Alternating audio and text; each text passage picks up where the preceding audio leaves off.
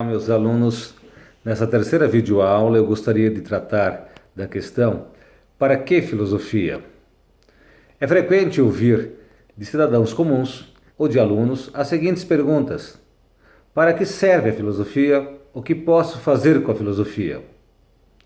Essas perguntas, entretanto, não são feitas com a mesma intensidade nem com a mesma ironia em relação às outras áreas do conhecimento humano, porque se supõe que elas são úteis ou têm algum valor para a vida humana. Do ponto de vista filosófico, é preciso, portanto, analisar essas perguntas a fim de revelar o que elas escondem ou o que elas pressupõem. No mundo contemporâneo, o lugar e a condição da filosofia foram alterados pelo poder econômico e pelo poder político. Porém, nem o poder econômico nem o poder político podem absorver, negar ou eliminar a filosofia. A racionalidade econômica e a racionalidade política não coincidem, não se identificam com a racionalidade filosófica. A sociedade capitalista, porque é sustentada sobre uma concepção utilitarista e economicista de conhecimento e sobre uma concepção conservadora e autoritária de sociedade e moral, tende a ser refratária em relação à filosofia ou em relação ao pensamento filosófico. No capitalismo, como sabemos, tudo deve ser convertido em mercadoria, tudo deve ser transformado em bem econômico, tudo deve ter valor de mercado. Nesse sentido, por exemplo, tudo o que necessitamos precisa ser buscado no mercado, precisa ser comprado e vendido. Regida pela busca desenfreada pelo lucro, a sociedade capitalista nutre uma profunda aversão ao pensamento filosófico, um profundo desprezo à reflexão filosófica. Contudo, é preciso indagar por que a sociedade capitalista ignora e despreza a filosofia. Ora, a condição a que é relegada a filosofia pode ser compreendida, a meu ver, segundo duas razões distintas, porém relacionadas entre si. A primeira razão, que julgo ser uma falácia, isto é, uma falsa razão, assenta-se sobre o fato de que a filosofia não produz valores econômicos e nem saberes úteis à vida humana. Por isso deve ser vista como inútil e desprezível. A segunda razão, e esta julgo ser a verdadeira razão, a razão explicativa, apoia-se sobre o fato de que o pensamento filosófico suscita a reflexão e a crítica, desperta nos indivíduos o pensamento crítico-reflexivo. Por isso a filosofia constitui uma ameaça, um perigo para os interesses das classes dominantes, que se sustentam sobre a exploração da classe trabalhadora e sobre a ignorância e a alienação dos indivíduos. Ora, pensar filosoficamente é opor resistência, desafiar pelo pensamento o pensamento dominante, que se funda sobre ideologias. Pensar filosoficamente é contrapor-se à ordem estabelecida, é opor-se à ordem vigente.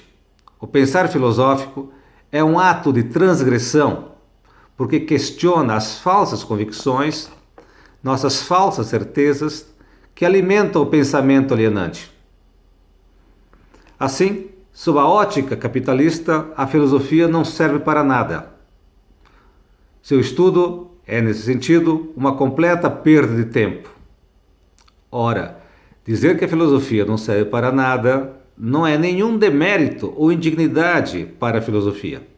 A mais simples e banal das interpretações filosóficas nos diz que as palavras servir, serviço e servidão são cognatas, nasceram juntas. Significam subordinação ou submissão aos comandos e interesses alheios. Porém, a filosofia não é um saber subordinado a nenhum outro saber ou poder, seja ele econômico, político ou religioso. A filosofia nutre-se da liberdade de pensamento. A A filosofia é um saber livre e independente dos interesses econômicos e ideológicos. O filósofo vive e morre em nome da liberdade de pensamento. Por isso, mais que ganhar a vida, é preciso aprender a viver. Daí as perguntas: para que serve a filosofia? Ou o que posso fazer com a filosofia? Denunciam a mentalidade mercantilista do perguntador.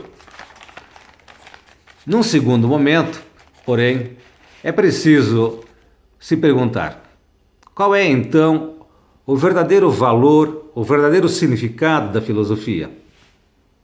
O que eu posso não fazer com a filosofia, mas o que a filosofia pode fazer comigo? Aponto em seguida algumas razões que justificam a necessidade do estudo da filosofia.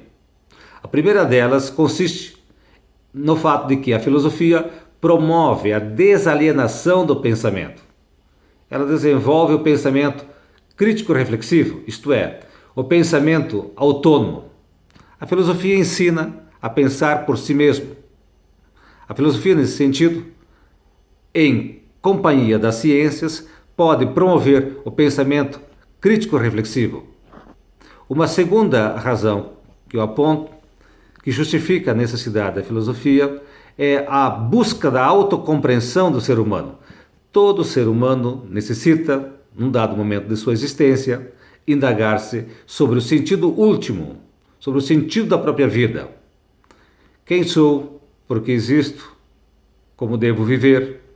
O que torna a vida humana digna ou indigna? O que torna o ser humano humano? O que nos torna humanos? Uma terceira razão diz respeito ao fato de que a filosofia permite a compreensão da realidade.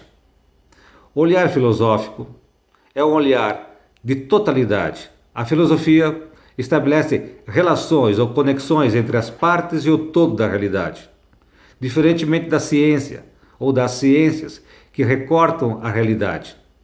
A filosofia busca o sentido, o significado da realidade.